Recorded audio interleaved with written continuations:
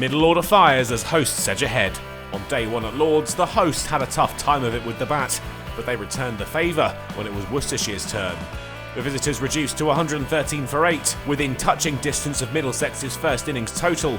Parity would be the pair's focus on the morning of day 2. They dispensed with Charlie Morris pretty early though. Another bit of Murtaugh magic saw his middle pole removed, and the bowler had his first 5-wicket haul of the season. But despite the early success, Worcestershire had started in a determined mood, led by Josh Baker, who went on a final wicket charge. It was effective too, and took him to 50 off 45 balls, and gave Worcestershire the lead they'd craved. Pennington would be the last man to go, the fun at an end. The bowler out LBW for 2, the pairs all out for 171. It had been an impressive job from the lower order after the Worcestershire top order had crumbled to 44 for 6. Leach and Morris had started the rebuilding job. Baker's 61 had completed it and given them the crucial lead they needed, despite Murtaugh's 5 for 64. Middlesex would return to the middle hoping to claw that deficit back quickly, but their task was made all the more difficult when Stoneman fell LBW to Morris for a 36-ball duck. They'd found parity when Morris had his second of the innings, Eskenazi well taken by Roderick at mid-wicket. Middlesex were in a bit of trouble at lunch, their lead 8, the score 35 for 2. Robbie White went soon after lunch, out to a great delivery from Charlie Morris, and then Robson followed in the next over, caught behind of the bowling of captain Joe Leach.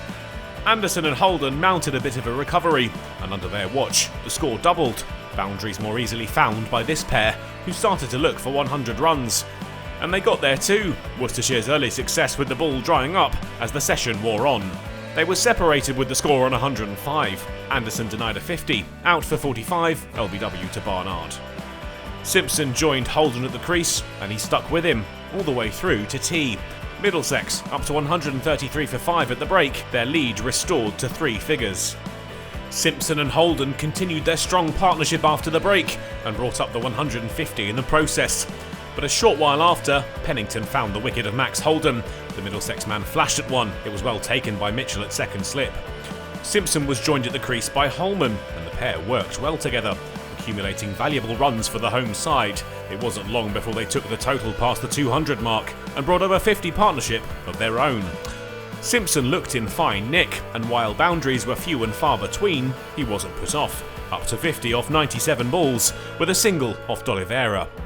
And Worcestershire would be unable to find another wicket before the end of the day, Middlesex reaching the close at 233 for 6, their lead now 206 runs. The job though isn't done. Simpson will need to keep going on day 3 if they're to play their way to a dominant position.